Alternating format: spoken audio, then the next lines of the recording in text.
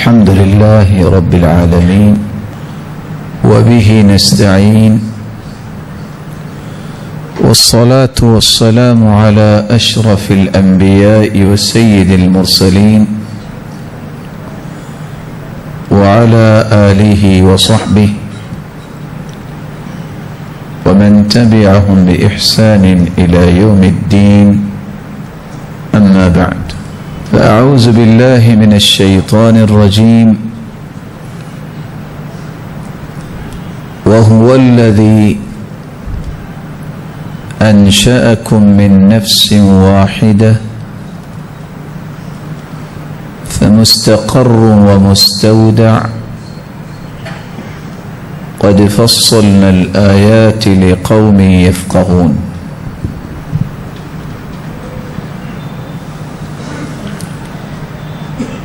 لائق ست تکریم سامعین مکرم،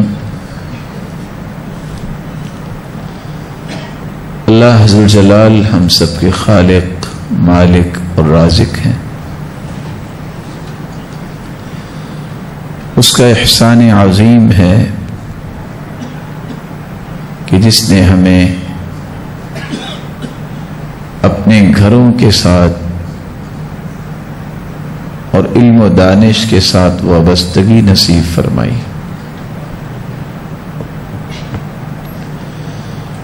گزشتہ سے پیوستہ پچھلی مجلس میں ہم نے ایک بات پیش کی تھی،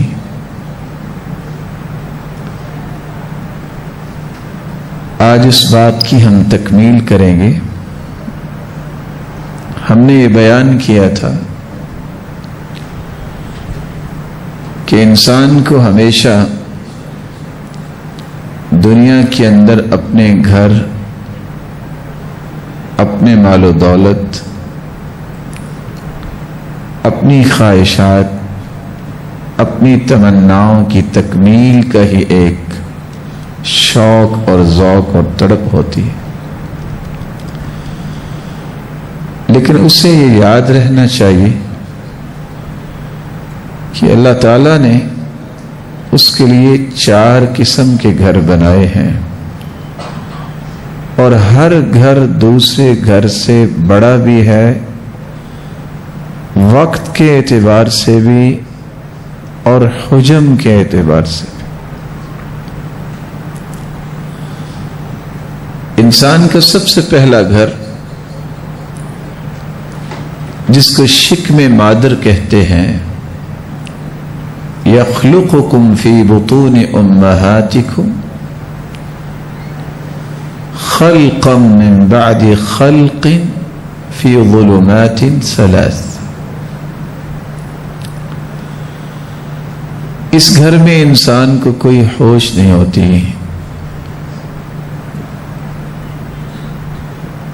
یہ 8 سے 9 ماہ اس میں گزارتا ہے، اور آخر اسے ایک نئے گھر کی طرف منتقل ہونا ہے۔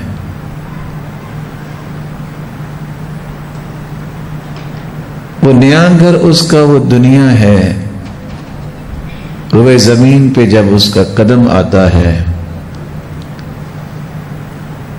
تو ابتدائی چند سال پھر اسے ہوش نہیں ہوتی، اور نہ ہی اس کے بارے میں کوئی پلاننگ کر سکتا ہے۔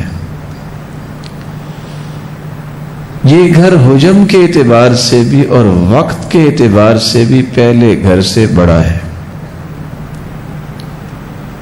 کتنے لوگ ہیں وہ چھوٹی چھوٹی جھونپڑیوں میں رہتے ہیں، اور کتنے لوگ 6-8 کنال کے گھر میں رہتے ہیں۔ لیکن رسول اللہ صلی اللہ علیہ وسلم نے فرمایا تھا، اعمار امتی ما بین 60 إلى 70 وأقلهم من يتجاوز ذلك۔ میری امت کی عمر جو ہے وہ 60 سے 70 سال کے درمیان ہے۔ بہت تھوڑے ہیں جن کی عمر 70 سال سے زیادہ ہوتی ہے۔ پہلا گھر 9 ماہ کا، دوسرا گھر 60 سے 70 سال کا. کچھ پہلے بھی فوت ہو جاتے ہیں، کچھ بعد میں فوت ہوتے ہیں. آپ صلی اللہ علیہ وسلم نے اس گھر کے بارے میں ایک اصول دیا ہے، اور وہ اصول یہ ہے: اذا بلغ اللہ العبد 60 سنہ، جس کی عمر 60 سال ہو جائے، فقد اعذر الیہ وابلغ الیہ فی العمر، 60 سال جس کو مل گئے زندگی کے، اس کا عذر ختم ہو گیا. جس کو 60 سال میں بھی اللہ اور اس کے رسول اور اس کے دین کی سمجھ نہیں آئی، اب مزید اس کے لیے کیا عذر ہو سکتا. ساتھ ہی اللہ کے رسول صلی اللہ علیہ وسلم نے فرمایا کہ اللہ عز و جلال نے جو عمر کا وہ حصہ ہے جو سمجھ اور سوچ، دانش اور معرفت کا ہے، خرد کا حصہ ہے، وہ مکمل اس کے لیے کر دیا ہے. اب اس کے لیے مزید گنجائش کیا ہو سکتی ہے؟ شاید کہ یہ صحیح الجامع کی روایت ان لوگوں کے لیے بہت بڑا پیغام ہے جن کی عمر 60 سال ہو گئی اور ابھی بھی وہ اللہ سے دور ہے، ابھی بھی ان کی نمازوں کا کوئی حال نہیں، ابھی بھی وہ سوچتے ہیں چلو پڑھ لیں گے، ابھی بھی ان کے تخیلات یہ ہیں چلو کچھ کر ہی لیں گے، ابھی بھی ان کے تصورات یہ ہیں پھر کیا ہوا، داڑھی رکھ ہی لیں گے.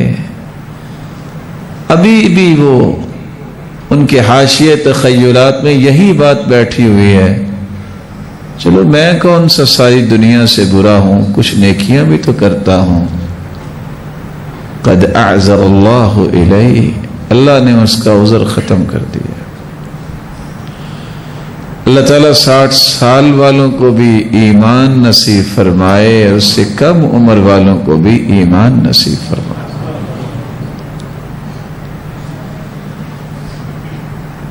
اس 60 سے 70 سال کی زندگی گزارنے کے بعد انسان ایک تیسرے گھر میں منتقل ہوتا ہے،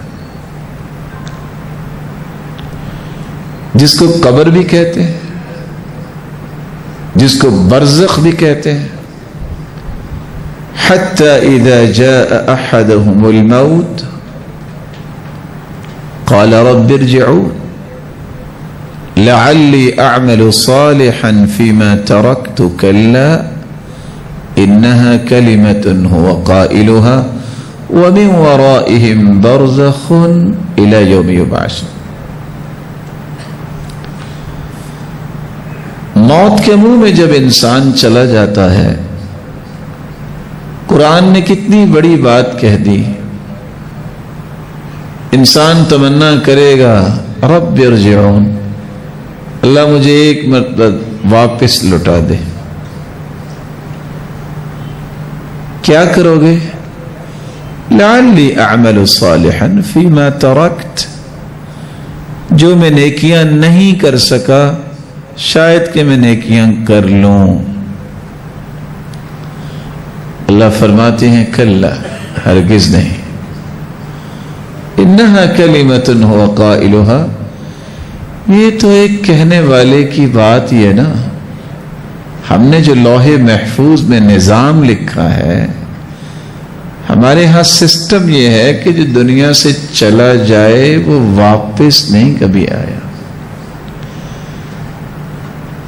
یہ تو ایسے لوگ اس وقت پیدا ہو گئے جو کہتے ہیں ہر جمعرات کو روحیں واپس آ جاتی ہیں. شاید ان کے پاس آتی ہوں گے، اللہ کا نظام نہیں ہے یہ. اور کچھ تو یہ بھی کہنے لگ گئے جو زیادہ پڑھے لکھے ہیں کہ اصل میں جب انسان مرتا ہے تو روح جو نکلتی ہے وہی روح کسی اور میں چلی جاتی ہے، تو دنیا کا نظام اسی طرح چل رہا ہے. تو پتہ نہیں جو اس کے اندر روح ہے وہ کس سے نکل کے آئی تھی، یہ تو اس کو ہی پتہ ہوگا نا. نظام اللہ نے یہ نہیں بنایا. یہ دنیا سے چلا جائے وہ واپس نہیں کبھی آیا. دنیا جہان کے جھوٹے لوگ ہیں جو یہ کہتے ہیں کہ فلاں دن روحیں آتی ہیں اور آ کے یہ بھی پوچھتی ہیں کہ آج پکا کیا ہے، اور یہ بھی پوچھتی ہیں کہ آج کیا ہو رہا ہے. رسول اکرم صلی اللہ علیہ وسلم نے صحابہ کو اس کے متعلق ایسی کوئی تعلیم نہیں دی. یہ گھر دیکھنے میں تو بہت چھوٹا ہے، لیکن مومن کے لیے یہ بھی گھر بہت بڑا ہے، جس کی تفصیل میں ابھی پیش کروں گا. کتنا بڑا ہے؟ مد بصری، جہاں تک انسان کی نظر جاتی ہے مومن کی قبر اتنی کھول دی جاتی ہے.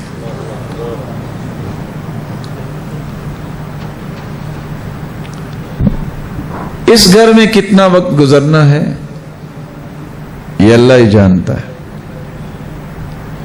میرے رب کے علم میں ہے کہ کتنے 100 سال اور کتنے 1000 سال ابھی قیامت کے باقی ہیں، پھر قیامت آئے گی، یہ اس کے علم میں ہے، کسی کے علم میں نہیں. آخر اس گھر سے بھی اس نے منتقل ہونا ہے، قبر سے نکلنا ہے، پھر آخری گھر کی طرف اس کا سفر ہوگا. اما جنہ و اما نار، یا جنت یا جہنم. یہ چوتھا گھر پہلے 3 گھروں سے وقت کے اعتبار سے بھی بڑا ہوگا، حجم کے اعتبار سے بھی بڑا ہوگا. کتنے وقت کے لیے وہ گھر ہے؟ خلود لا موت. آواز آئے گی جنتیوں، آئندہ تمہیں موت نہیں آنی، ہمیشہ ابد الآباد تم نے جنت میں ہی رہنا. جہنمیوں کے لیے بھی آواز آئے گی، جو کافر ہیں، جو مشرک ہیں. خلود لا موت، موت نہیں آئے گی، اب ہمیشہ ہمیشہ کے لیے جہنم میں جلنا ہی ہے تم نے. اللہ تعالیٰ محفوظ فرمائے. آج دنیا کا ہر شخص گفتگو کرتا ہے بچوں کی، اولاد کی، مال و دولت کی. اس کی گفتگو کا محور اور اس کی گفتگو کا فوکس ہوتا ہے صرف 2 گھروں پر. بیٹا مل جائے، شادی ہو جائے، گھر بن جائے، نوکری مل جائے، سٹیٹس بن جائے. کبھی کسی نے تیسرے گھر کے بارے میں بھی کوئی بات کی؟ کبھی سنا آپ نے کہ کھانا کھا رہے ہوں کوئی قبر کے بارے میں بات ہو رہی ہو کہ اس کی تیاری کیسے کرنی چاہیے، وہ گھر اچھا کیسے ہو سکتا ہے؟ اس گھر کو آہستہ آہستہ انسان بھول ہی گیا. حالانکہ ہر روز ایک نہیں 10 جنازے اٹھائے جاتے ہیں اور قبرستان میں اس کو لے کے جاتے ہیں لوگ. اس لیے ضروری ہے کہ اس تیسرے اور چوتھے گھر کے متعلق اسی طرح کی معلومات میرے اور آپ کے پاس ہوں جس طرح کی معلومات میں دنیا کے بارے میں رکھتا ہوں کہ یہ کریں گے تو یہ ہوگا، یہ بزنس اس طرح چل سکتا ہے، یہ کام اس طرح ہو سکتا ہے. مجھے اس تیسرے گھر کے متعلق بھی معلومات ہونی چاہیے اگر میں مسلمان ہوں اور اگر میں جنت کا شوق اور ذوق اپنے دل میں رکھتا ہوں. تو آئیے آج اس گھر کے متعلق ہی چند باتیں میں آپ سے شیئر کرنا چاہتا ہوں.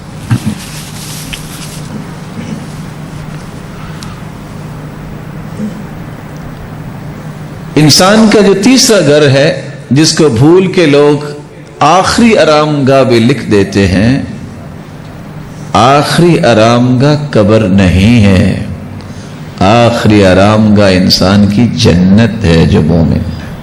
یہ یاد رہنا چاہیے۔ اس قبر کو، اس تیسرے گھر کو برزخ کہا جاتا ہے۔ برزخ سے مراد رکاوٹ، اونٹ میں چلے جانا، پردہ، انسان دنیا سے چھپ جاتا ہے، کس حالت میں ہوتا ہے یہ میرا رب ہی جانتا ہے، کسی کے علم میں نہیں۔ اس پر ایمان لانا، اس کے بارے میں جو اللہ کے رسول نے فرما دیا وہ سچ فرمایا۔ اور آج تو یہاں تک لوگ پیدا ہو گئے کہ جو قبر کے متعلقات کا انکار کرنے لگ گئے۔ اپنی لمیٹڈ عقل کے مطابق وہ سوچتے ہیں لو جی قبر تو کھولی تھی، ہڈیاں ہی پڑی تھی، عذاب کہاں؟ طرح طرح کے سوالات، طرح طرح کے تصورات، طرح طرح کے تخیلات لوگوں کے اندر موجود ہیں، اور اللہ اور اس کے رسول کی بات کو تسلیم وہی نہیں کرتا جس کے دل میں ایمان کی وہ رونق اور روشنی نہیں ہوتی جو رونق اور روشنی اللہ سچے اور پکے مومن کو عطا کرتے ہیں۔ امام فرا کہتے ہیں برزخ وہ جگہ ہے جہاں مرنے کے بعد سے لے کے قیامت کے دن تک انسان کو رہنا ہے، اور اس کے لیے ضروری نہیں ہے کہ وہ کسی قبر میں ہی ہو۔ کتنے لوگ پانی میں ڈوب جاتے ہیں، ملتے ہی نہیں ہیں۔ کتنے لوگ جہاز میں ہوتے ہیں اور وہ جہاز آج تک نہیں ملا۔ یہ عالم برزخ، امام شعبی رحمت اللہ علیہ تشریف فرماتے ایک شخص کہنے لگا رحمہ اللہ فلانا فقد صار من اہل الاخرہ، اللہ فلان پہ رحمت فرمائے، اب ان لوگوں میں چلا گیا ہے جو آخرت میں ہیں۔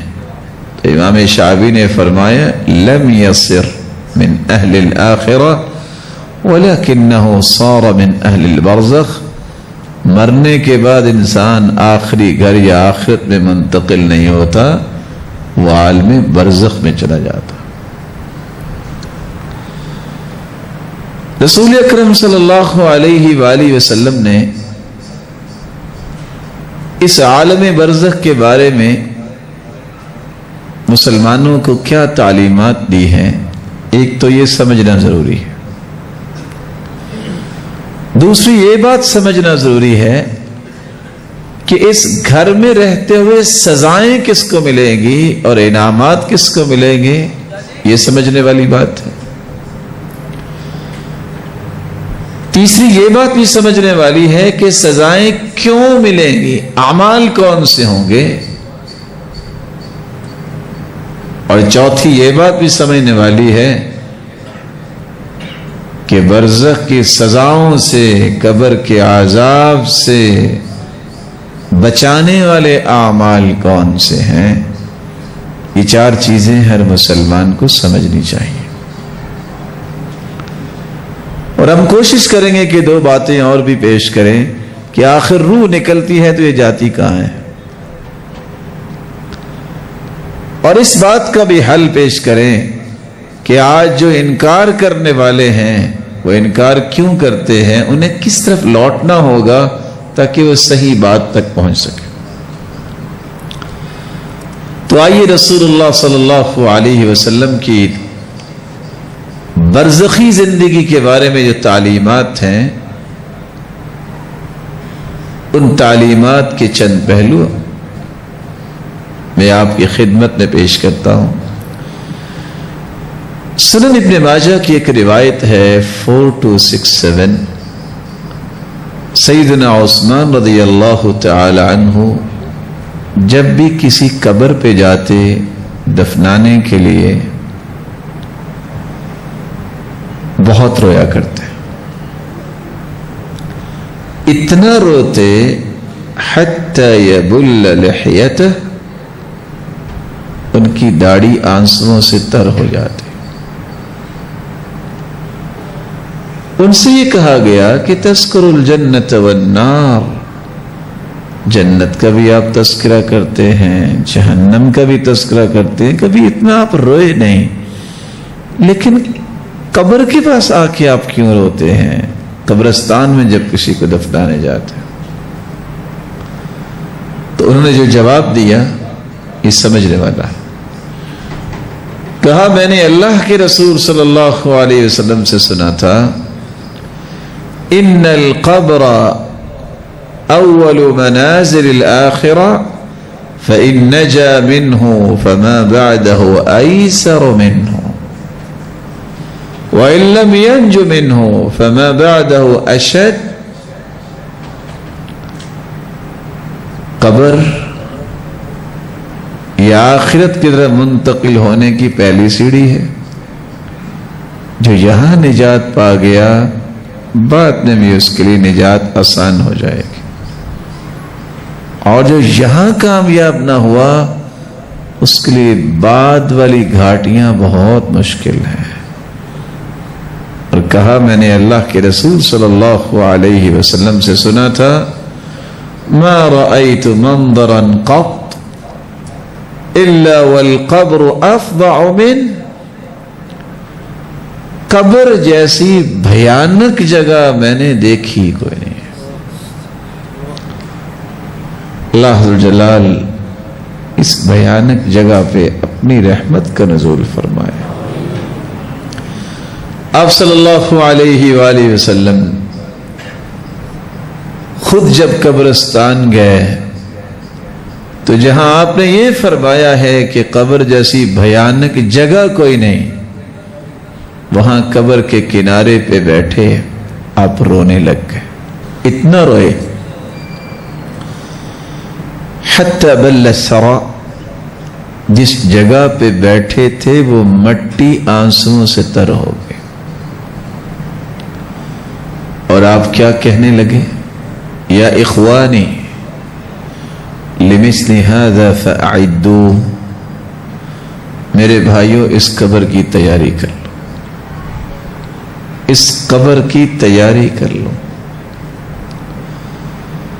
تو ایک مسلمان کو اس بھیانک جگہ پر منتقل ہونے سے پہلے پہلے اس کی تیاری کرنی ہوگی۔ صحیح مسلم کی ایک روایت ہے 7140، رسول اللہ صلی اللہ علیہ وآلہ وسلم نے فرمایا، ان احدکم اذا مات عرض علیہ مقعده بالغداة والعشی، بندہ جب فوت ہو جاتا ہے تو دن رات اس کے اوپر اس کا ٹھکانہ پیش کیا جاتا ہے۔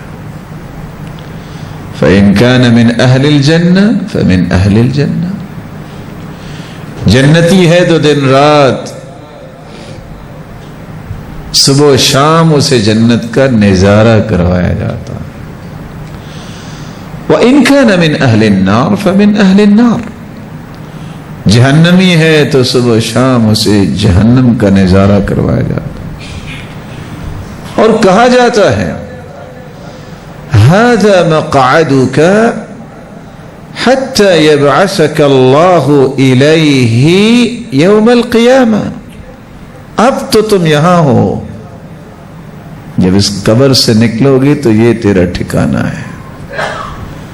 ایک لمحے کے لیے سوچئے، جس کو یہ کہہ دیا جائے آج تم مشکل میں ہو، قیدی ہو، آپ نے آخر تو آزاد ہونا ہے، تو اس کی امید لگ جاتی ہے۔ جس کو یہ کہا جائے کہ آج یہاں ہو، کچھ دن کے بعد ذبح ہو جاؤ گے، وہ جس دن خبر سنتا ہے ذبح تو اس دن ہی ہو جاتا ہے۔ جب تک قیامت نہیں آ جاتی اس قبر میں ہی نیک آدمی کو صبح و شام جنت کا نظارہ کروایا جاتا ہے، کتنی خوش بختی ہے۔ اور اگر جہنمی ہے تو صبح و شام اسے جہنم دکھائی جاتی۔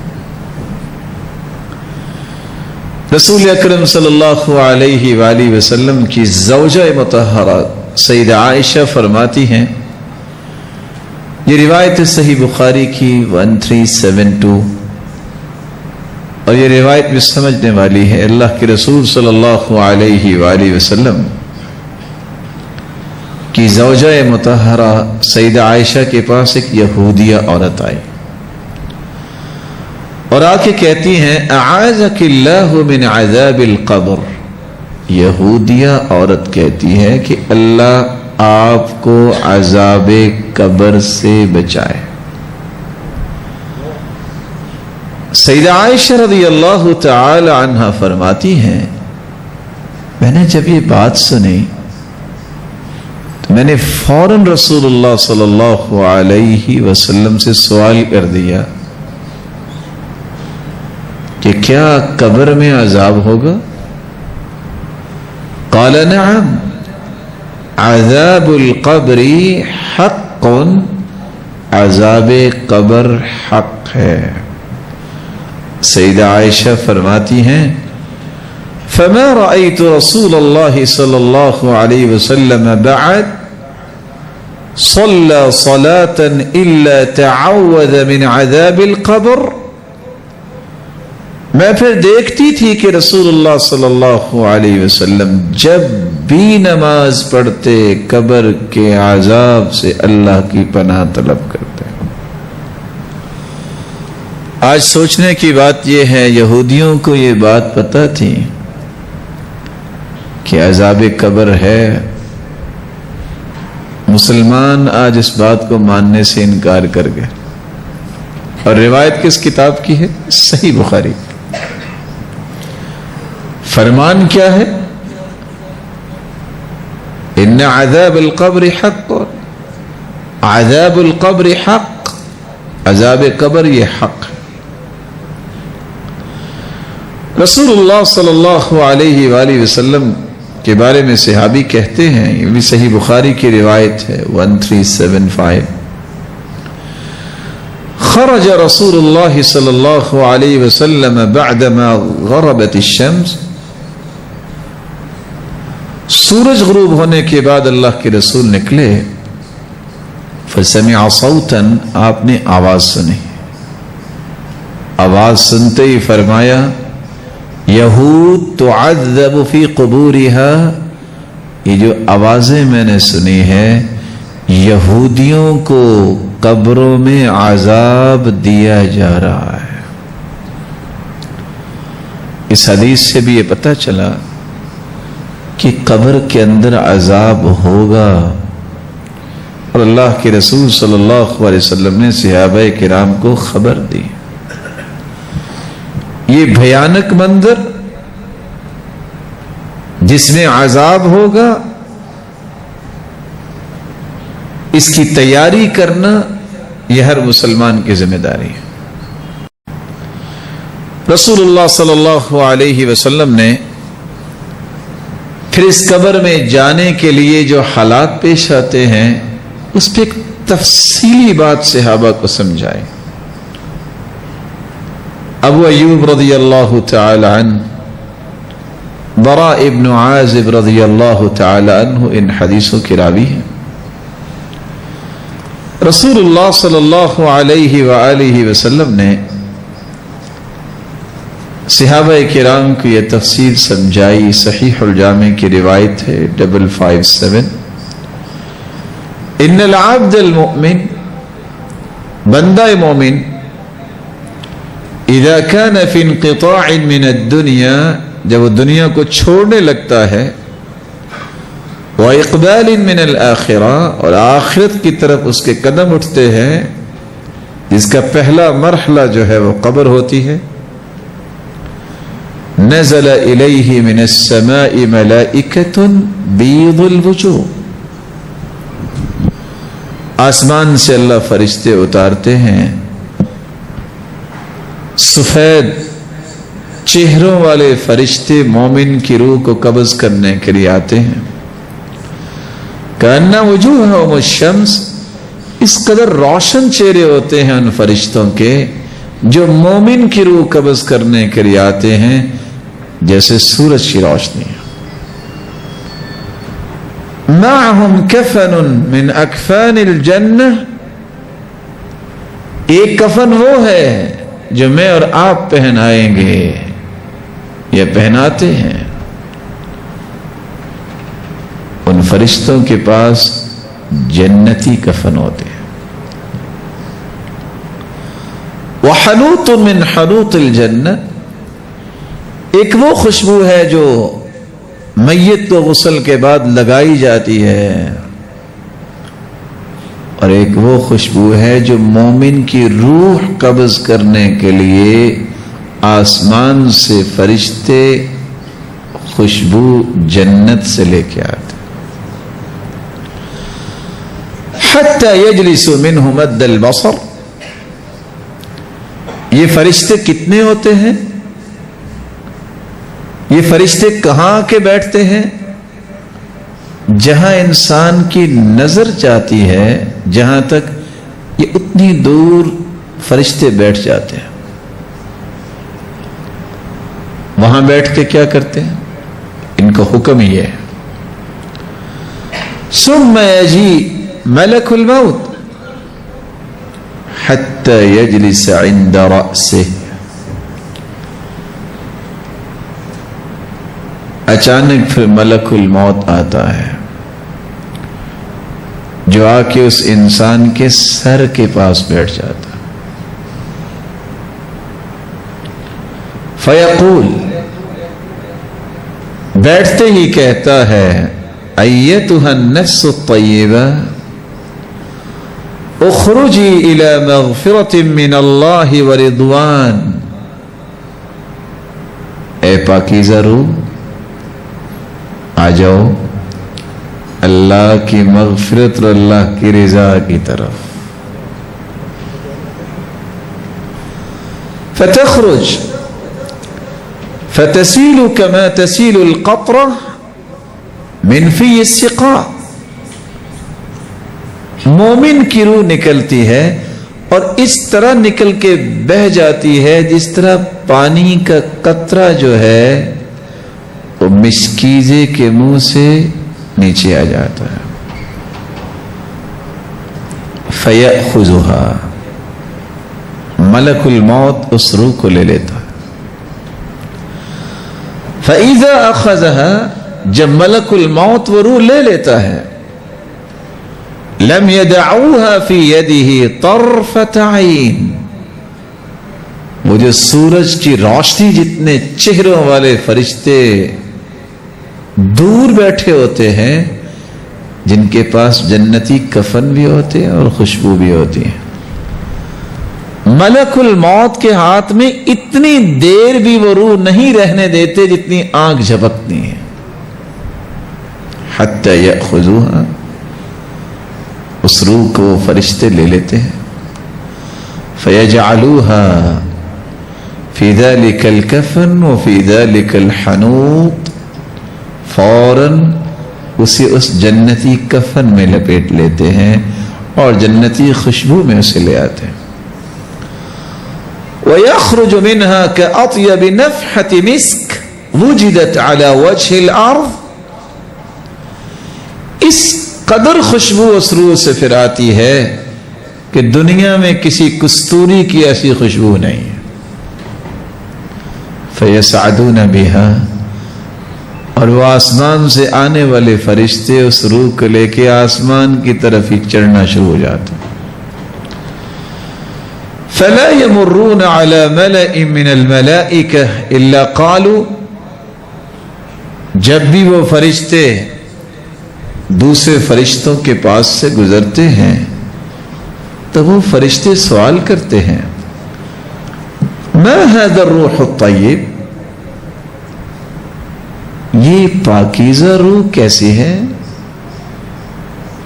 فیقولون، یہ روح لے جانے والے فرشتے کہتے ہیں، فلان ابن فلان بأحسن أسمائه التي كانوا يسمونه بها في الدنيا. یہ فلاں کا بیٹا فلاں ہے، اور وہ سب سے اچھا نام جو دنیا والے اس کا نام رکھتے ہیں، وہی نام فرشتے ان فرشتوں کو بیان کرتے ہیں. حتی ینتہو بہ الی سماء الدنیا، آسمان تک پہنچتے ہیں. فیستفتحون لہ، آسمان کا دروازہ کھلوانے کی بات کرتے ہیں.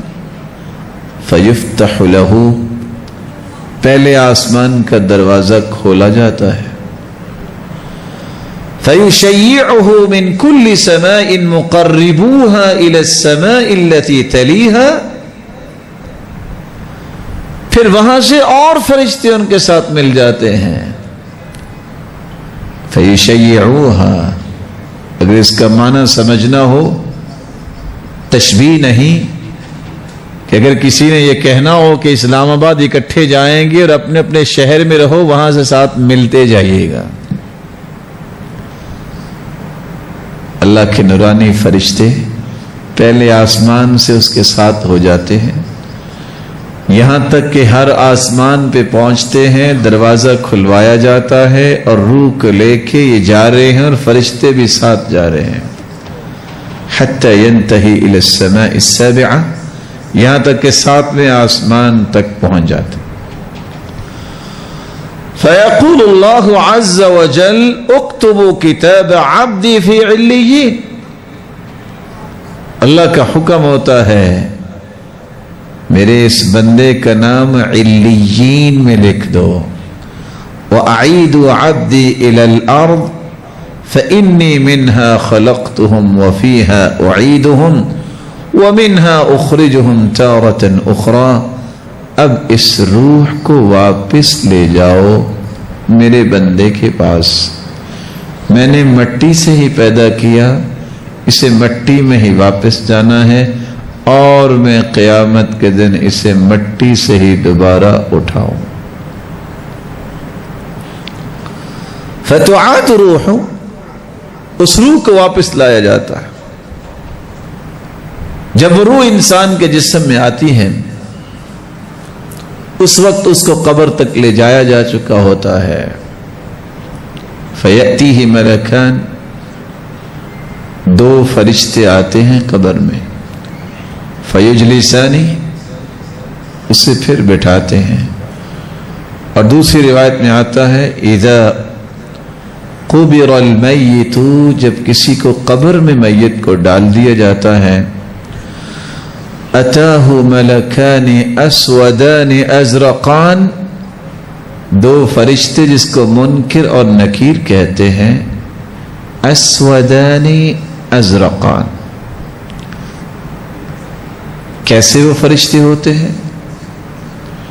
ان کا رنگ سیاہ اور بلو ہوتا ہے. یہ رنگ کیوں ایسا ہوتا ہے؟ دہشت اور وحشت پیدا کرنے کے. یقال لأحدہم المنکر وللآخر النکیر، ایک کو منکر کہتے ہیں اور دوسرے کو نکیر. رسول اللہ صلی اللہ علیہ وآلہ وسلم کا فرمان ہے، نیک آدمی کے پاس جو ہی آتے ہیں، اجلس فی قبرہ من غیر فزع، اگرچہ اس کو بٹھاتے ہیں وہ، لیکن اس پہ کوئی پریشانی مومن پہ نہیں ہوتی، کوئی گھبراہٹ مومن کو نہیں ہوتی. فیقولان لہ من ربک، فرشتے کہتے ہیں بتاؤ تمہارا رب کون ہے؟ فیقول ربی اللہ، میرا رب اللہ ہے. فیقولان لہ ما دینک، فرشتے دوسرا سوال کرتے ہیں تیرا دین کون سا ہے؟ فیقول دینی الاسلام، میرا دین اسلام ہے. فیقولان لہ، فرشتے تیسرا سوال کرتے ہیں ما هذا الرجل الذي بعث فيكم، جو ہستی آپ کی طرف مبعوث ہوئی تھی اس ہستی کے بارے میں آپ کیا کہتے ہیں؟ تو مومن کہتا ہے ہوا رسول اللہ، وہ اللہ ذوالجلال کے سچے رسول ہیں۔ اور دوسری روایت میں آتا ہے کہ مومن کہے گا ہوا عبد اللہ ورسولہ، وہ اللہ کے بندے اور اس کے رسول ہیں۔ اشہد ان لا الہ الا اللہ وان محمدا عبدہ ورسولہ، میں گواہی دیتا ہوں کہ اللہ کے سوا کوئی عبادت کے لائق نہیں اور محمد صلی اللہ علیہ وسلم اللہ کے بندے اور اس کے سچے رسول۔ اور تیسری روایت کے الفاظ ہے کہ مومن یہ بھی کہے گا محمد رسول اللہ صلی اللہ علیہ وسلم، وہ ہستی محمد صلی اللہ علیہ وسلم ہے، جاءنا بالبینات من عند اللہ فصدقناہ، وہ ہستی اپنے رب کے پاس سے بینات واضح نشانیاں لے کر آئیں اور ہم نے تصدیق کی کہ یہ بات سچی ہے۔ فیقولان لہ وما علمک، فرشتے پھر سوال کرتے ہیں یہ 3 سوالوں کے بارے میں آپ کو پتہ کیسے چلا؟ بندہ مومن جواب دیتا ہے قرأت کتاب اللہ فآمنت به وصدقت، میں نے قرآن پڑھا، اس پر ایمان لایا، اس کی تصدیق کی کہ جو بھی اللہ نے فرمایا ہے سچ فرمایا۔ اتنی بات جب ہوتی ہے فرشتے خود کہتے ہیں قد كنا نعلم انك تقول، ہمیں بھی اس کا علم تھا کہ آپ نے ایسے ہی جواب دینے ہیں، کیونکہ نیک آدمی کو اللہ عز و جلال نے ایسی ہی توفیق دینی ہے۔ فَيُنَادِي مُنَادٍ مِّنَ السَّمَاءِ، ابھی اتنی بات ہو رہی ہوگی کہ آسمان سے آواز آتی ہے ان صدق عبدی، میرے فرشتوں میرے بندے نے سچ کہا ہے کہ میرا رب اللہ ہے، میرا دین اسلام ہے، محمد صلی اللہ علیہ وسلم وہ ہستی ہیں جو ہمارے لیے ہادی و مرشد بن کے آئے، واضح بینات لے کے آئے اور ہم نے اس کی تصدیق کی۔ میرے فرشتوں میرے بندے نے سچ کہا ہے، کیا کرو؟ فَافْرِشُوهُ مِنَ الْجَنَّةِ، اس کو زمین پہ لٹا کے چلے گئے؟ نہیں، جلدی سے اس کے نیچے جنت کے بچھونے بچھا دو۔ اس کے نیچے کچھ بچھایا ہی نہیں ہے انہوں نے، کیونکہ سنت نہیں۔ سنت یہی ہے کہ انسان مٹی پہ لٹایا جائے۔ کچھ لوگ نیچے کوئی مصلی یا اس طرح کی چیز بھی رکھ دیتے ہیں جو نہیں رکھنی چاہیے۔ صرف رسول اللہ صلی اللہ علیہ وسلم کی چٹائی جو ہے وہ غلام نے قبر میں رکھی تھی، وہ اللہ کے رسول صلی اللہ علیہ وسلم کا ایک خاصہ کہنے والوں نے کہہ دیا عام جب بھی میت کو لٹایا جاتا ہے زمین پہ لٹاتے ہیں، اس کے نیچے نہیں رکھتے۔ اور آج سائنس بھی یہ کہتی ہے کہ اگر نیچے کوئی چیز رکھ دی جائے تو بہت جلد انسان کا جسم جو ہے وہ ٹوٹ پھوٹ کا شکار ہو جاتا ہے۔ افرشوا لہ فراش الجنہ، پہلا فیصلہ آسمان سے یہ آتا ہے چونکہ اس نے سچ کہا ہے، اس کے نیچے جنتی بچھونے بچھا دو۔ البسوہ لباس الجنہ، یہ دنیا میں تو بڑے اچھے لباس پہنتا تھا، یہ محبتیں کرنے والے آج ساتھ کچھ بھی نہیں دیکھے گئے، 3 چادروں میں ہی چھوڑ گئے۔ نہیں، اس کو یہاں ہی جنتی لباس پہنا دو۔ وَافْتَحُوا لَهُ بَابًا إِلَى الْجَنَّةِ، یہ تو بہت بڑی زمینوں کا مالک بھی ہو سکتا ہے، چھوٹی سی اندھیر کوٹری میں اس کو چھوڑ کے چلے گئے۔ جنت کا ایک دروازہ بھی اس کے لیے کھول دو۔ فَيَأْتِيهِ مِن رَوْحِهَا وَطِيبِهَا، جہاں سے جنت کی خوشبو بھی آئے اور جنت کی ہوائیں بھی آئیں. وَيُفْسَحُ لَهُ فِي قَبْرِهِ مُدَّ بَصَرِهِ، یہ قبر جو ہے تو چھوٹی سی، اس کو اتنا کھول دیا جائے جتنی انسان کی نظر جاتی ہے، جہاں تک وہ دیکھ پاتا ہے اس کی قبر کو اتنا کھول دیا جائے. وَيَأْتِيهِ رَجُلٌ حَسَنُ الْوَجْهِ، فرشتے جنتی لباس بھی پہناتے ہیں، بچھونے بھی بچھاتے ہیں، جنت کا دروازہ بھی کھل جاتا ہے، ہوائیں شروع ہو جاتی ہیں، خوشبوئیں آنا شروع ہو جاتی ہیں، جہاں تک نظر جاتی ہے قبر بھی کھول دی جاتی ہے، اور ایک خوبصورت انسان وہاں اس کے پاس آ جاتا ہے. حسن الثياب، اس کا لباس بھی بہت خوبصورت ہوتا ہے. طیب الریح، جس سے خوشبو بھی بہت پیاری آ رہی ہوتی ہے. فیقول ابشر بالذی یسرک ھذا یومک الذی کنت توعد، خوش ہو جاؤ، اس دن کا تیرے ساتھ وعدہ کیا گیا تھا، آج وہ دن آ گیا. فیقول له من انت فوجهك الوجه يجيء بالخير، مومن پوچھتا ہے آپ کون ہیں؟ آپ کا چہرہ تو لگتا ہے کہ کوئی خیر اور خوشی کی خبر لائے. فیقول انا عملک الصالح، میں تیرا نیک عمل ہوں جو تیرے پاس آیا ہوں. اس نیک عمل کو خوبصورت چہرہ، خوبصورت لباس اور خوبصورت خوشبو اور یہ سارے انعامات دیکھ کے مومن کی ایک ہی خواہش اس وقت پیدا ہوتی ہے، رب اقم الساعہ، رب اقم الساعہ، اللہ جلدی سے قیامت قائم کر دے، جلدی سے قیامت قائم کر دے. کیوں؟ حتی ارجع الی اہلی و مالی، میں اب واپس جا کے گھر والوں کو بتاؤں دیکھو میرے رب نے مجھ پہ انعامات کیا کیے. رسول اللہ صلی اللہ علیہ وسلم کا فرمان ایک دوسری روایت میں ہے، اور وہ یہ ہے ثم يفسح له في قبره 70 ذراعا في 70، 70 ہاتھ چوڑائی اور 70 ہاتھ لمبائی اس قبر کی کھول دی جاتی ہے.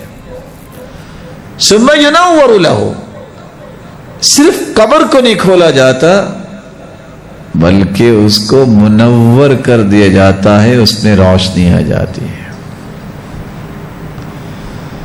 جب وہ یہ کہتا ہے کہ اللہ قیامت کو قائم کر دے، میں اپنے گھر والوں کو جا کے بتاؤں، تو فرشتے کیا کہتے ہیں؟ فیقولان نم کنومۃ العروس الذي لا يوقظه الا احب اهله اليه حتى يبعثه الله من مضجعه ذلك. فرشتے کہتے ہیں سو جاؤ، اب تم سو جاؤ، ایسے سو جاؤ جیسے دلہن سوتی ہے اور اسے صرف وہی اٹھاتا ہے جو سب سے زیادہ اس کے قریب ہوتا ہے. کب تک سو جاؤ؟ جب تک قیامت نہیں آ جاتی، تم اس وقت تک سکون سے سو جاؤ. رسول اللہ صلی اللہ علیہ وآلہ وسلم کا ایک تیسرا فرمان ہے، جب بندہ مومن قبر کھلی دیکھتا ہے تو فوراً کہتے دعونی، مجھے ذرا چھوڑیے، ابشر اہلی، میں ذرا گھر والوں کو خوشخبری جا کے سناؤں، دیکھو میرے ساتھ کیا ہوا، میں نے اچھے عمل کیے. فیقال له اسکن، تو اسے کہا جاتا ہے نہیں، واپس نہیں جا سکتے، یہاں سکون کرو. یہ ساری چیزیں اب قیامت کے دن ہی کھلیں گی، تب لوگوں کو پتہ چلے گا کہ عمل صالح کی قیمت کتنی ہوتی ہے. رسول اللہ صلی اللہ علیہ وآلہ وسلم کا فرمان ہے فَيُفْرَجُ لَهُ فُرْجَةٌ مِّن قِبَلَ النَّارِ، اللہ صرف اسے نعمت کا احساس دلانے کے لیے ایک چھوٹا سا سوراخ جہنم کی طرف کھولتے ہیں. وہ دیکھتا ہے کہ جہنم کی آگ لوٹ پوٹ ہو رہی ہے، یحتم بعضها بعضا. اللہ فرماتے ہیں دیکھ رہے ہو جہنم، انظر الی ما وقاک اللہ، یہ ہے جہنم جس سے اللہ نے تجھے محفوظ کر دیا اور یہ ساری نعمتیں عطا کر دی. پھر اللہ ذو الجلال جنت کی طرف بھی اسے دکھاتے ہیں اور ساتھ ہی خوشخبری سناتے ہیں، اس جنت کو دیکھ رہے ہو، یہ ہے تیرا ٹھکانہ جب قیامت کو تم اس قبر سے نکلو گے. اور ساتھ یہ بھی کہا جاتا ہے علی الیقین کنت وعلیہ مت وعلیہ تبعث انشاء اللہ. تیرا ایمان اور یقین تھا کہ نیکی کبھی ضائع نہیں ہوتی، اس یقین پہ تو زندہ تھا، اس یقین پہ تجھے موت آئی، اور تمہیں یقین تھا کہ قیامت کو اٹھایا جاؤ گے. تو یاد رکھنا، یقین کر لو یہ جنت تیرے لیے ہے اور قیامت کے دن میں تمہیں اٹھایا جائے گا، اسی جنت کا مہمان بنایا جائے گا. رسول اللہ صلی اللہ علیہ وآلہ وسلم نے جہاں مومن کے بارے میں یہ باتیں سمجھائیں وہاں یہ بھی فرمایا وَإِنَّ الْعَبْدَ الْكَافِرِ إِذَا كَانَ فِي انْقِطَاعٍ مِّنَ الدُّنْيَا وَإِقْبَالٍ مِّنَ الْآخِرَةِ. جب کافر دنیا سے جانے لگتا ہے اس کی حالت کیا ہوتی ہے؟ نزل الیہ من السماء ملائکۃ سود الوجوہ، سیاہ چہروں والے فرشتے آسمان سے آتے ہیں، معہم المسوح، اور ان کے پاس اسی طرح کی چیزیں ہوں گی. وہ بھی اتنی دوری بیٹھتے ہیں جو آپ نے حدیث کے شروع میں سنا جتنی انسان کی نظر جاتی. جو ہی ملک الموت آتا ہے اور ملک الموت آ کے اس کے سر کے پاس بیٹھتا ہے تو کہتا ہے ایتھا النفس الخبیثہ، اے خبیث روح، اخرجی الی سخط من اللہ وغضب، نکلو اللہ کے غضب کی طرف اور اللہ کی ناراضگی کی طرف. فتفرق فی جسد، وہ جسم میں دوڑتی ہے روح، کبھی کدھر جاتی ہے کبھی کدھر جاتی ہے، لیکن آخر کیا ہوتا ہے؟ فَيَنْتَزِعُهَا كَمَا يُنْتَزِعُ الصُّفُودُ مِنَ الصُّوفِ الْمَبْلُولِ. اس طرح پھر ملک الموت اسے جسم سے نکالتے ہیں جس طرح گیلی روئی جو ہے جب لگ جائے کسی لوہے کی چیز کو، چھری کو، تو آپ چھری کو کھینچیں گے تو اس روئی کا کیا بنے گا؟ ٹکڑے ٹکڑے ہو جائے گی اور چمٹ جائے گی. رسول اللہ صلی اللہ علیہ وآلہ وسلم کا فرمان ہے ملک الموت سے وہ روح، وہ فرشتے لے لیتے ہیں اور اسے اسی بدبودار کپڑے میں ڈالتے ہیں، یہاں تک اس کو لے کے آسمان کی طرف چڑھتے ہیں. جو بھی فرشتے انہیں ملتے ہیں وہ کہتے ہیں ما ھذا الروح الخبیث، یہ کیسی خبیث روح ہے جس کو آپ لے کے آ رہے ہو. وہاں بھی وہ کہتے ہیں یہ فلاں کا بیٹا فلاں ہے. وہ قبیح نام لیتے ہیں جو قبیح نام دنیا والے اس کا دنیا میں لیتے تھے. نتیجتاً آسمان پہ پہنچتے ہیں، دروازہ کھلوانے کی بات کرتے ہیں، اس کے دروازہ نہیں کھولا جاتا. پھر اللہ کے رسول نے قرآن کی آیت پڑھی لا تفتح لهم ابواب السماء، ان کے لیے آسمان کے دروازے نہیں کھولے جاتے.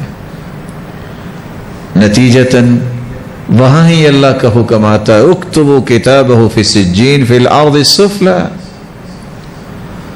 فتطرح روحہ طرحا، ساتوں زمینوں کے نیچے جو جیل ہے اس میں اس کو قیدی بنا دو،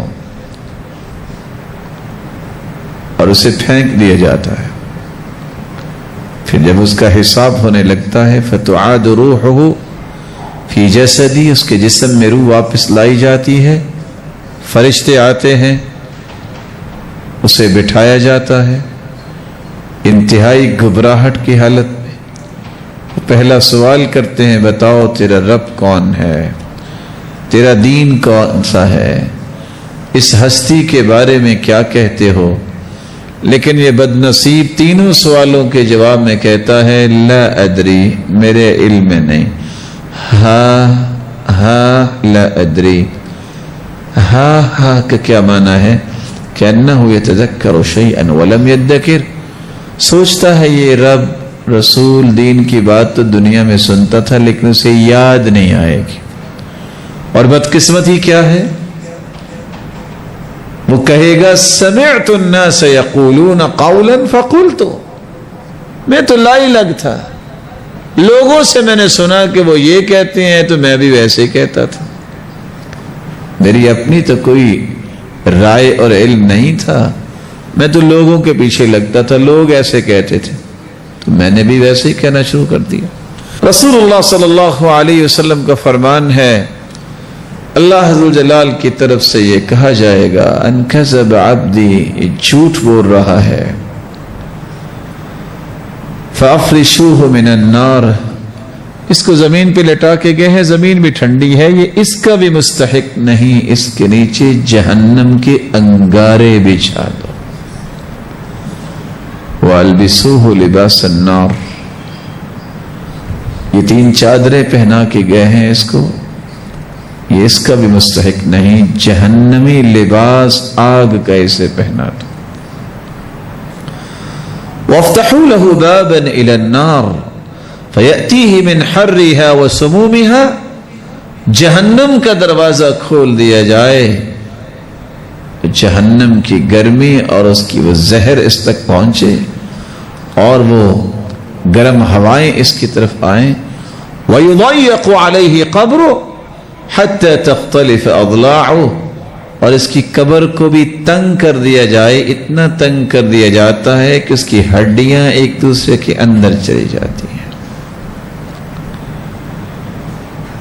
اور اس کے ساتھ ایسا ہی حال رہتا ہے یہاں تک کہ قیامت کو اسے اٹھایا جائے گا، اسے بھی جنت دکھائی جائے گی، یہ تھی جنت جس سے تم محروم کیے گئے ہو، اسے پھر جہنم میں دکھائی جاتی ہے اور کہا جائے گا یہ ہے تیرا ٹھکانہ، اب تو تم عذاب سہ رہے ہو، یہ ہے تیرا ٹھکانہ قیامت کے دن۔ ایک شخص آتا ہے، کبھی اس کی صورت، کبھی لباس، کبھی قسم کی مہک اس سے آتی ہے، پوچھتا ہے تم کون ہو، تجھ سے تو خوف آ رہا ہے، کہتے ہیں میں تیرا عمل ہوں خبیث، جو تم برے عمل کرتے تھے میں وہ ہوں تیرے پاس آیا ہوں۔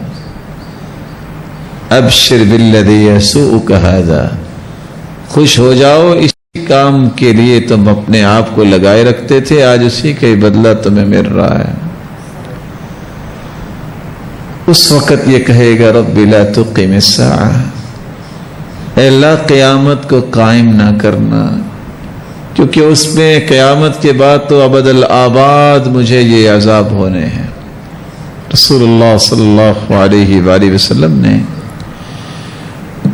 جس کی جان نکلتی ہے اس کے بارے میں یہ چند تفصیلات بتائی ہیں، اور آخر انسان کو قبر میں جانا ہوتا ہے۔ اس قبر میں جب انسان جاتا ہے تو اس کی روح کہاں چلی جاتی ہے؟ اس حدیث کی روشنی میں آپ نے سنا کہ روح کو قبر میں واپس لٹایا جاتا ہے۔ بعض لوگوں کا کہنا ہے کہ روحیں قبروں کے اوپر ہوتی ہیں، نہ جانے انہوں نے کیسے کہہ دیا۔ امام مالک کہتے ہیں کہ جب انسان کو قبر میں ڈالا جاتا ہے تو میں نے سنا ہے کہ روحوں کو اجازت ہوتی جہاں وہ جانا چاہیں، لیکن احادیث کی روشنی میں ہمیں پتہ چلتا ہے کہ ہر شخص کی روح کا الگ الگ جگہ ہے۔ امام احمد بن حنبل رحمۃ اللہ علیہ ان کے بیٹے بیان کرتے ہیں کہ کافروں کی روحیں تو جہنم میں ہوتی ہیں اور مومنوں کی روحیں جنت میں ہوتی ہیں۔ کعب الاحبار کہتے ہیں کہ مومنوں کی روحیں یہ ساتوں آسمانوں کے اوپر علیین میں ہوتی ہیں اور کافروں کی روحیں جو ہے ساتوں زمینوں کے نیچے سجین نامی جیل میں ہوتی ہیں۔ حدیث اس بات پہ دلالت کرتی ہیں۔ صحیح بخاری کی روایت ہے 4438، اللہ کے رسول جب اللہ کے پاس جانے لگے تو انہوں نے اپنا ہاتھ اٹھایا اور فرمایا فی الرفیق الاعلی، فی الرفیق الاعلی، فی الرفیق الاعلی، میں اپنے رب سے ملنا چاہتا ہوں۔ تو انبیاء کی روحیں یہ جنت الفردوس میں ہوتی ہیں۔ شہداء کے بارے میں رسول اللہ صلی اللہ علیہ وسلم نے فرمایا ارواحهم فی جوف طیر خضر لہا قنادیل معلقہ، شہید جتنے ہوتے ہیں ان کی روحیں ایک سبز رنگ کے پرندے میں ہوتی ہیں اور اللہ ذوالجلال نے ان کے لیے قندیلیں بنائی ہیں جو اللہ ذوالجلال کے عرش کے ساتھ قندیلیں لٹکی ہوئی ہیں، اور یہ جنت کی سیر کرتی رہتی ہیں روحیں، جہاں چاہتی ہیں چلی جاتی ہیں اور آخر پھر آ کے ان قندیلوں میں بیٹھ جاتی ہیں یا ان قندیلوں کی طرف لوٹ آتی ہیں، اور یہ صحیح مسلم کی روایت۔ دوسری روایت کے الفاظ ہیں، رسول اللہ صلی اللہ علیہ وسلم نے فرمایا جنت کے دروازے کے پاس جو نہر ہے، شہداء کی روحیں اس نہر کے کنارے پہ ہوتی ہیں، وہاں سبز رنگ کا ایک قبہ بنا ہوتا ہے، وہاں سے یہ صبح و شام انہیں رزق دیا جاتا ہے، اور یہ مسند احمد کی روایت۔ رسول اللہ صلی اللہ علیہ وسلم نے سیدنا جعفر رضی اللہ تعالیٰ عنہ کے بارے میں بتایا تھا رأیت جعفرا یطیر فی الجنہ مع الملائکہ، جامع ترمذی کی روایت ہے میں نے جعفر رضی اللہ تعالیٰ عنہ کو دیکھا وہ جنت میں فرشتوں کے ساتھ اڑ رہے تھے جس طرح فرشتے اڑان بھرتے ہیں۔ تو آپ نے شہداء کے بارے میں 3 باتیں بتا دی۔ جنت کے دروازے کے پاس ہوتے ہیں جو نہر ہے، وہاں ایک قبے کے نیچے وہ جنت میں ہوتے ہیں، جس طرح فرشتے اڑان بھرتے ہیں اس طرح وہ بھی، اور اللہ ذوالجلال نے ان کے لیے یہ نعمت رکھی ہے وہ جہاں بھی جانا چاہیں جنت میں سیر کریں اور پھر واپس اللہ کے عرش کے نیچے قندیلوں میں واپس پلٹ آتے۔ صالحین کے بارے میں اللہ کے رسول صلی اللہ علیہ وسلم نے فرمایا انما نسمۃ المؤمن من طائر يعلق في شجر الجنہ، نیک جتنے لوگ ہوتے ہیں ان کی روحیں بھی جنت میں ہوتی ہیں اور جنت کے ایک درخت پہ ہوتی ہیں۔ جب تک قیامت نہیں آ جاتی اللہ ذوالجلال اپنے بندے کو تو سلا دیتے ہیں اور اس کی روح کو جنت کا مہمان بنا دیتے ہیں۔ گنہگار کے بارے میں رسول اللہ صلی اللہ علیہ وسلم نے فرمایا کہ میں نے دیکھا کہ ایک فرشتے کو جو لوہے کی سلاخ ایک انسان کے منہ میں ڈالتا اور چیرتا ہوا گدی تک لے جاتا ہے، پھر ناک میں ڈالتا ہے چیرتا ہوا گدی تک لے جاتا ہے، پھر آنکھ میں ڈالتا ہے اور چیرتا ہوا گدی تک لے جاتا ہے۔ یہ قبر کا عذاب قیامت تک اس انسان کو ہوتا ہے جو جھوٹ بولتا ہے، اور جھوٹ بھی چھوٹا نہیں، تبلغ الآفاق، جو دنیا میں جھوٹ پھیل جاتا ہے۔ اس حدیث کی شرح تو سنی پڑی لیکن آج اس کی حقیقت سمجھ آتی ہے کہ دنیا میں جھوٹ کیسے پھیلتا ہے۔ یہ انٹرنیٹ کا جھوٹ گنتی کے چند منٹوں میں دنیا کے کونے کونے تک پھیل جاتا ہے۔ رسول اللہ صلی اللہ علیہ وآلہ وسلم نے قرآن مجید میں غفلت برتنے والے کے بارے میں بھی فرمایا میں نے دیکھا ایک انسان بیٹھا تھا، فرشتہ پتھر پکڑتا اس کے سر کو کچل دیتا ہے۔ پوچھا یہ کون ہے؟ جواب ملا یہ وہ بدبخت ہے جس نے قرآن تو پڑھا لیکن فرض نماز ہو رہی ہوتی اور یہ سویا ہوتا ہے۔ اس سے پتہ چلا اس کو بھی عذاب ملتا رہتا ہے اور اس کی روح بھی اس کے جسم میں ہوتی ہے۔ بدکار کے بارے میں رسول اللہ صلی اللہ علیہ وسلم نے فرمایا، میں ایک ایسی جگہ سے گزرا، ایک تنور نما ایک جگہ تھی جس کا اوپر کا حصہ بہت تنگ تھا اور نیچے کا حصہ بہت وسیع تھا، اور اس میں لوگ جل رہے تھے۔ میں نے پوچھا یہ کون ہیں؟ جواب ملا یہ بدکار لوگ ہیں جن کو عذاب دیا جا رہا ہے۔ سود خور کے بارے میں رسول اللہ صلی اللہ علیہ وسلم نے فرمایا، خون کی ایک نہر میں نے دیکھا کہ ایک آدمی غوطے کھا رہا ہے، جیسے وہ کنارے کی طرف آتا ہے ایک فرشتہ اس کے منہ میں پتھر مارتا ہے اور پھر وہ واپس چلا جاتا ہے۔ یہ پتھر کیا ہے؟ یہ اسی سود کی سزا ہے جو سود دنیا میں کھانے والا ہے، وہ بھی قیامت کی اسی طرح عذاب میں رہے گا۔ مقروض کے بارے میں رسول اللہ صلی اللہ علیہ وسلم نے فرمایا، ان صاحبکم قد حبس علی باب الجنہ بدین علیہ، جو مقروض ہوگا اس کو جنت کے دروازے پہ روک لیا جائے گا، تیرا تو قرض ابھی ادا نہیں ہوا، تم کہاں جاؤ گے؟ اور آپ صلی اللہ علیہ وآلہ وسلم نے ایک دوسری روایت میں فرمایا، ان فلانا لرجل معهم مات مأسورا بدینہ، ایک آدمی چونکہ قرض ادا نہیں کر سکا تو اس لیے اس کو قیدی بنایا گیا، وہ رکا ہوا ہے۔ آج امت کو اس بات کو بھی بھول گئی، قرض اس نیت سے لیتے ہیں کہ واپس نہیں کرنا، اللہ کا خوف کھانا چاہیے۔ اللہ کے رسول صلی اللہ علیہ وسلم نے 2 دینار کا قرض تھا، آپ نے جنازہ نہیں پڑھایا جب تک کہ اس 2 دینار قرض کی ذمہ داری کس نے لے لی۔ لوگوں کے مالوں سے کھیلنے سے باز رہو، یہ کل قیامت کو بھگتنا پڑے گا۔ یغفر للشہید کل شیء الا الدین، شہید کے سارے گناہ معاف کر دیے جائیں گے لیکن قرض معاف شہید کا بھی نہیں ہوتا۔ کتنا بڑا شہادت کا درجہ ہے، اتنے بڑے درجے کے باوجود قرض معاف نہیں ہوتا اس کو۔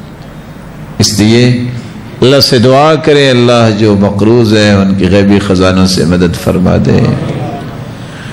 کافروں کے بارے میں رسول اللہ صلی اللہ علیہ وآلہ وسلم نے فرمایا کہ کافروں کو بھی اسی طرح عذاب ملتا ہی رہتا ہے قیامت تک۔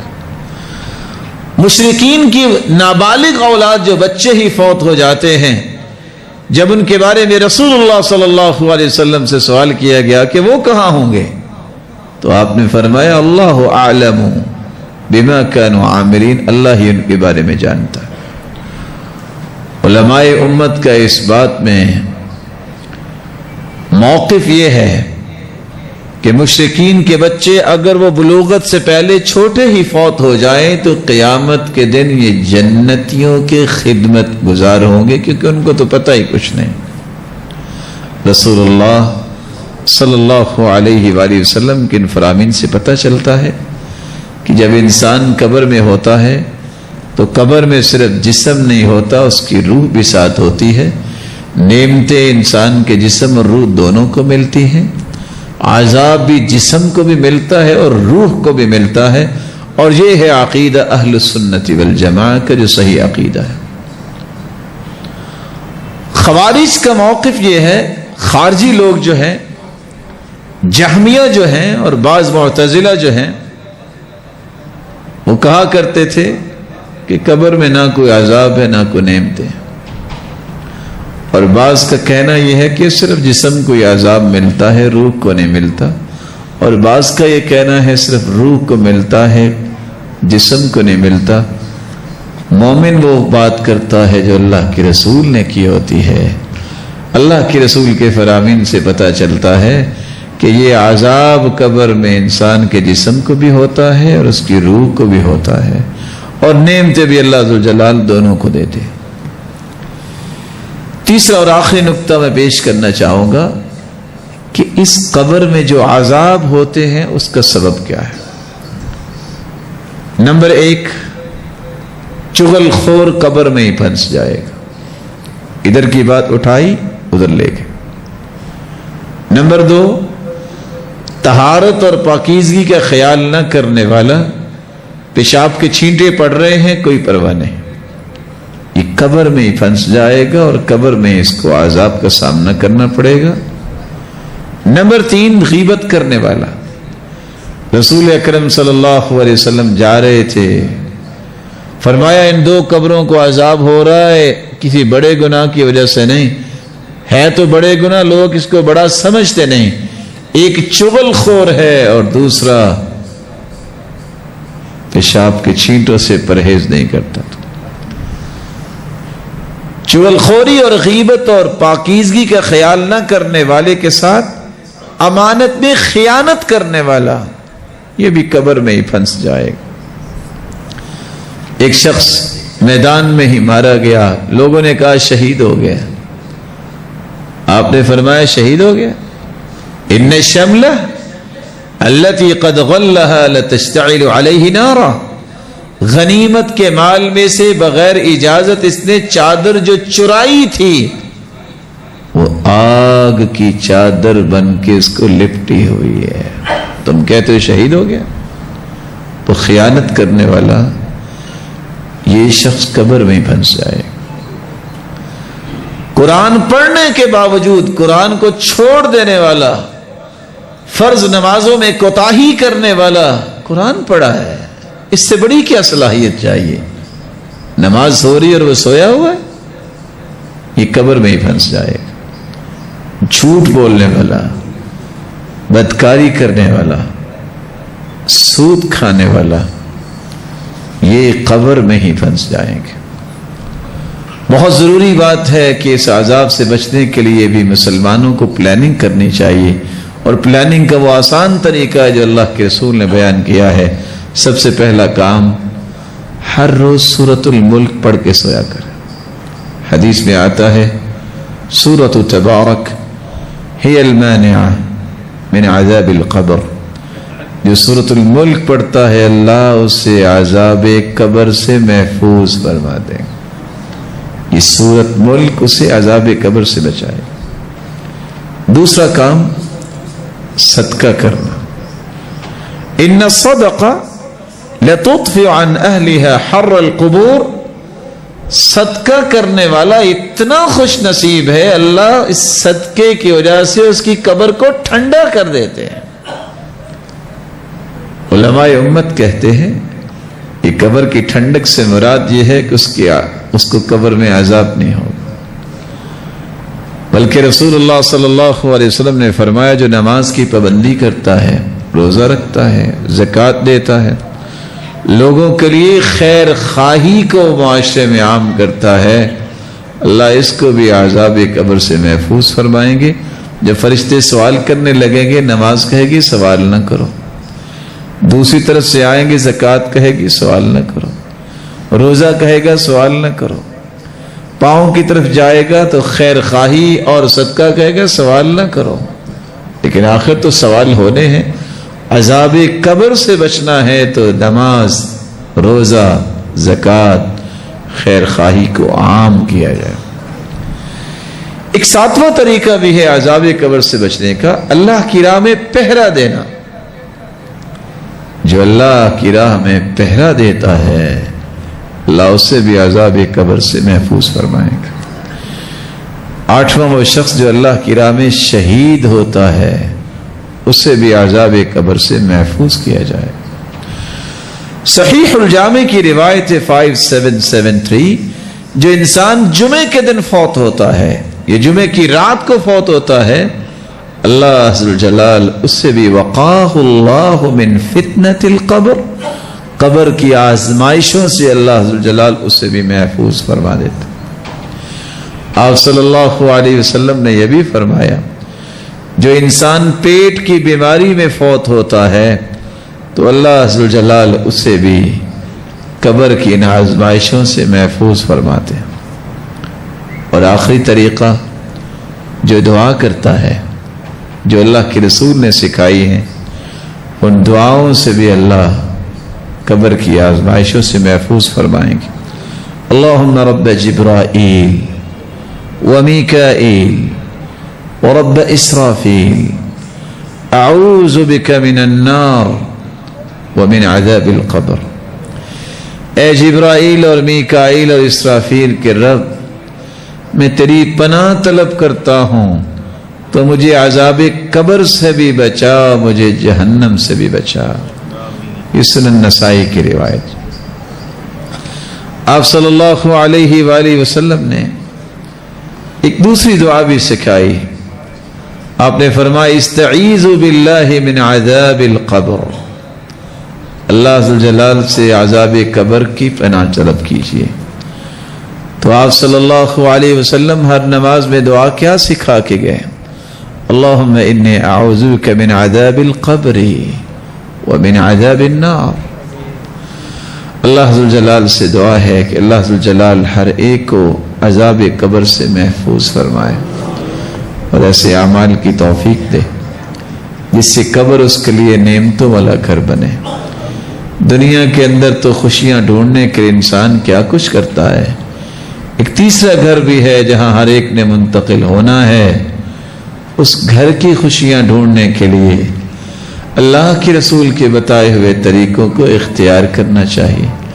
مولا کریم جو دنیا سے جا چکے ان کی قبروں کو منور فرما، ان کو کروٹ کروٹ سکون نصیب فرما، اور جو ابھی دنیا میں ہے اللہ ان کو قبر کی اور حشر کی تیاری کی توفیق عطا فرما.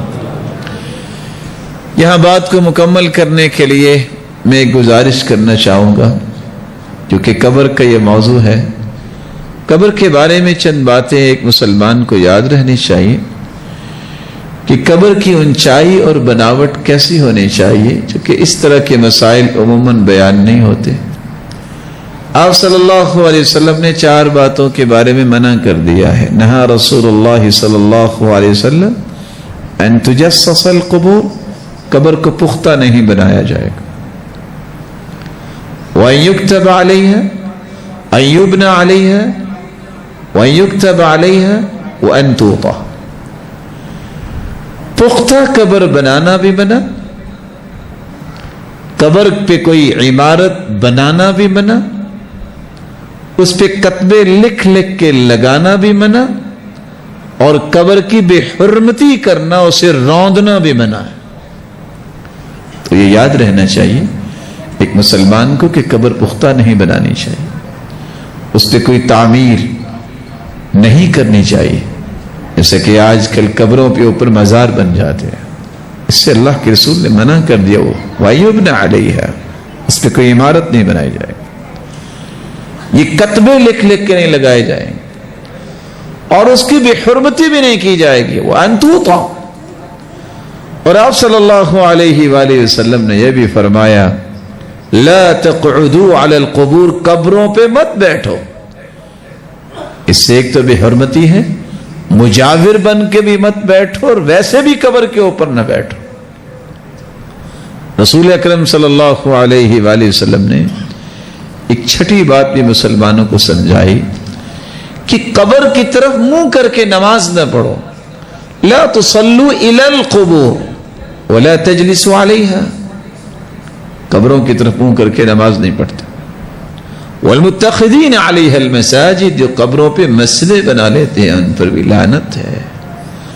رسول اللہ صلی اللہ علیہ وآلہ وسلم نے قبر کو پوجنے سے بھی منع کیا.